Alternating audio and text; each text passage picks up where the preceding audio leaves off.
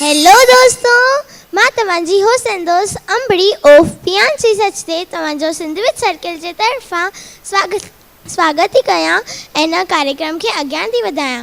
जीअं कोई भी आरती, कोई भी पूजा गणेश वंदना सां शुरू थींदी आहे, तीअं असां सिंधियुनि जो कहिड़ो भी त्योहार, कहिड़ो भी कार्यक्रम लाल साईं जे नाले खां शुरू थींदो आहे।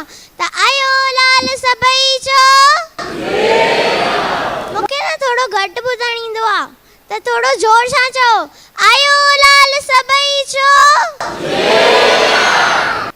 तो दोस्तों असां सिंधी हिते एक साथ गॾिजी रहिया आहियूं, इहा पाण में ई वॾी ख़ुशीअ जी ॻाल्हि आहे। त सभिनि खां पहिरियों ज़ोरदार ताड़ियूं। टेंशन न वठो, थोरो ज़ोर सां ताड़ियूं, ज़ोरदार ताड़ियूं। प्यारा सिंधी, सुहिणा सिंधी, गुलनि वांगे हमेशह चहकंदा सिंधी। तो दोस्तों अॼुकल्ह जे दौर में ॾिठो वियो आहे, घणा ई परिवार, घणा ई कुटुंब पंहिंजे ॿारनि खे इंग्लिश मीडियम कॉन्वेंट स्कूलनि में पढ़ाए रहिया आहिनि ऐं नंढपिण खां हिंदीअ में ॻाल्हाए रहिया आहिनि। पर छो असां पंहिंजी मिठड़ी अबाणी सिंधी ॿोलीअ खे ॻाल्हाइण में एतिरो शर्म करे रहिया आहियूं, जॾहिं की असांखे ख़बर आहे असांजी माउ असांखे हुन में लोली ॾिनी आहे। मां पाण इंग्लिश मीडियम कॉन्वेंट स्कूल में पढ़ंदी आहियां।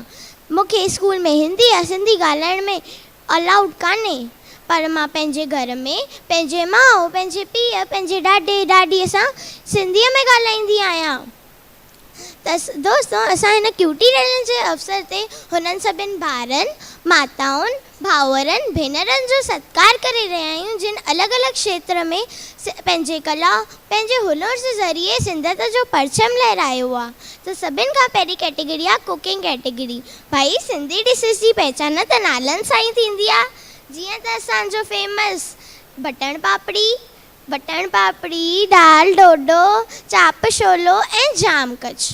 पर इहे आहियूं अहिड़ी डिशेस जंहिंजो स्टेटस सिंगल आहे। असांजे कल्चर में कुझु अहिड़ियूं डिशेस बि आहिनि जंहिंजी जोड़ियूं ठहियल आहिनि।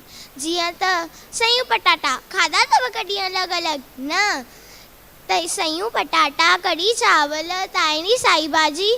अरे वेट, हाणे मां सम्झी सघां थी, मान सां गॾु गॾु तव्हांजे मुंहं में पाणी अची रहियो आहे। त मां देरि न कंदसि ऐं हिन सत्कार समारोह खे अॻियां वधाईंदसि। त मां स्टेज ते हिकिड़ी अहिड़ी पर्सनैलिटी खे आमंत्रित करणु चाहींदसि जंहिं पूरे उल्हासनगर में वर्ल्ड कुकिंग क्वीन जो किताब जीते करे सिंधियत जो परचम लहरायो आहे। त प्लीज़ वेलकम कशिश सुनील सचदेव। ज़ोरदार ताड़ियूं। तव्हांजे चेहरे ते मुस्कान आहे, उहो लाल साईं हमेशह बरक़रार रखे, इहा मां प्रार्थना कंदसि। त सभु गॾिजी चवंदासीं, सिंधी अबाड़ी ॿोली, मिठड़ी अबाड़ी ॿोली, सिंधी अबाड़ी ॿोली, तंहिंखे मां कीअं विसारियां, जिंद जान ते तवारियां, जंहिं